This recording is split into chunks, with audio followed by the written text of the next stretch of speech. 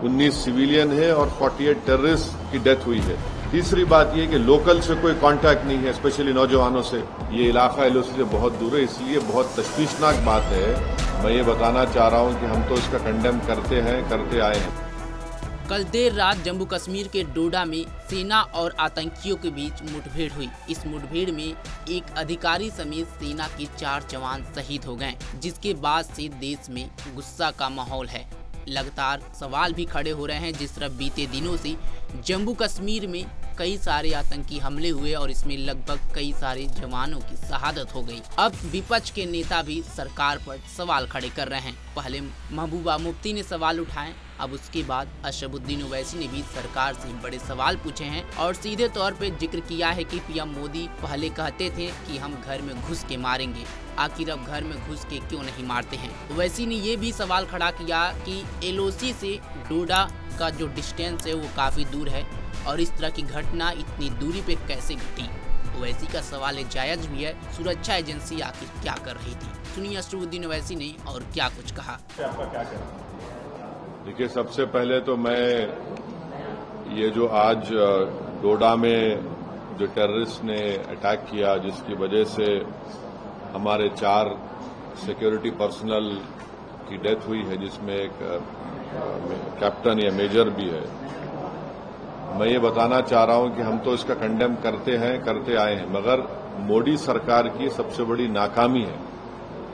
देखिए, ये जो डोडा में हुआ है ये एलओसी से बहुत दूर है। ये इलाका एलओसी से बहुत दूर है, इसलिए बहुत तशवीशनाक बात है कि एलओसी से दूर इतना अंदर टेररिस्ट आकर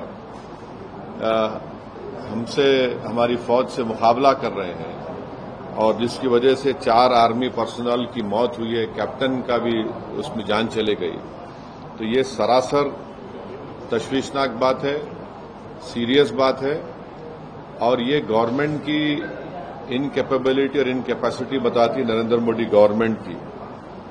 और दूसरा ये है कि अगर आप देखेंगे कि 2021 से 31 से ज्यादा टेररिस्ट अटैक सिर्फ जम्मू रीजन में हो रहे हैं। कभी जम्मू में पीक ऑफ मिलिटेंसी में भी इतने बड़े अटैक्स नहीं और 20 साल से जम्मू पीसफुल है।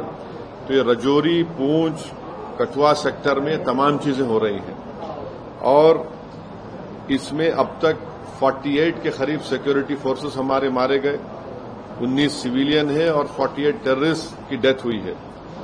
एक ये बता रहा है कि कोई इंफॉर्मेशन शेयरिंग का सिस्टम ही नहीं है।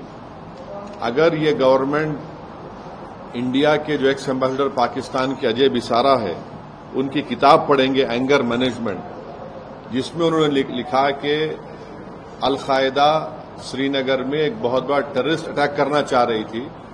इंफॉर्मेशन एक्सचेंज के बाद भारत सरकार अल-कायदा के उस बड़े अटैक को हम न्यूट्रलाइज कर सके, रोक सके। तीसरी बात यह कि लोकल से कोई कांटेक्ट नहीं है, स्पेशली नौजवानों से। चौथी बात यह है कि नरेंद्र मोदी बोल रहे कि 370 के बाद सब खत्म होगा। क्या खत्म हुआ 370 के बाद? और पांचवी बात यह है कि चाइना, ये सब तमाशे, चाइना का भी इसमें रोल है और ये सरकार जो है चाइना के बारे में बोलने से डरती है, कतराती है और बिलियंस ऑफ डॉलर्स का ट्रेड वन साइड चाइना से हो रहा है।